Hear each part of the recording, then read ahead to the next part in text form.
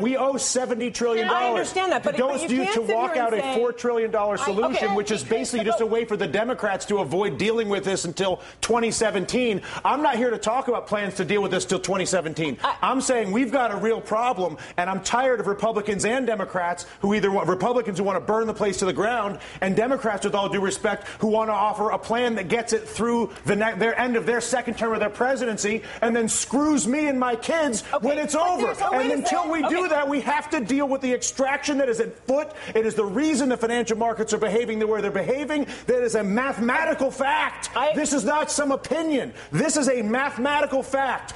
Tens of trillions of dollars are being extracted from the United States of America. Democrats aren't doing it. Republicans are not doing it. An entire integrated system, financial system, trading system, taxing system that was created by both parties over a period of 2 decades is at work on our entire country right now. And we're sitting here arguing about whether we should do the $4 trillion plan that kicks the can down the road for the president for 2017 or burn the place to the ground, both of which are reckless, irresponsible, and stupid.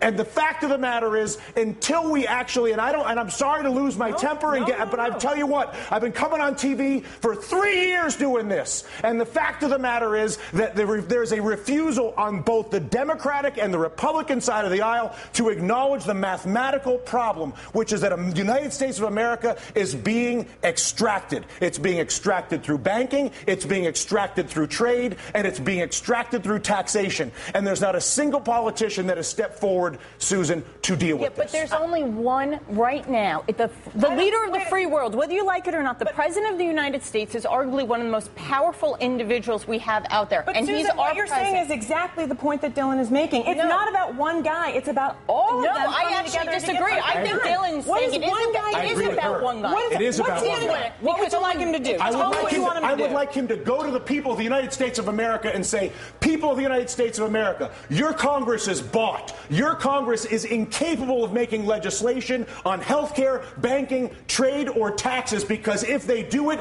they will lose their political funding, and they won't do it. But I'm the President of the United States, and I won't have a country that is run by a bought Congress. So I'm not going to work with a bought Congress and try to be Mr. Big Guy. I'm working with the bought Congress. I'm going to abandon the bought Congress like Teddy Roosevelt did, and I'm going to go to the people of the United States, and I'm going to say, you've got a bought Congress. And until we get rid of the bought Congress, which is Jimmy Williams' constant point, which is get the money out of politics, and until a president says that's the problem and says he's going to fix it, there is no policy that I can possibly see, no matter how brilliant your idea may be, or your idea, or my idea, or her idea, or your idea at home, is that idea will not happen as long as there's the capacity to basically fire a politician who disagrees with me by taking funding away from him. Is that a fair assessment?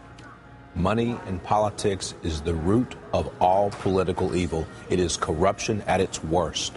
And until we step up and kick that out of the park, it's going to be the same system all and only the president could do that. We're going to No. Congress has to do it too. The Congress has to do it too. But I'll tell you what. How bad does it have to get? How much money has to be extracted? How many things have to be heard? Down to brass tacks. Okay, physically, what do? You go and give a speech right now. Right now. Right now. You say. And then what happens tomorrow? Tomorrow, what happens is you begin the process of actually investing in solving the problem. So I come out and I say, how? I create an infrastructure bank with 2% blending immediately. Once I explain to people the problem, once I explain to you have cancer, once you understand how screwed up your trade, tax, and banking policies are, believe me, you will have no issue when I incorporate an infrastructure bank that I fund with repatriated offshore money that I bring in and then use to create 2% direct lending to every business in America. Because when you realize that the banking system is fully corrupt and defrauding us,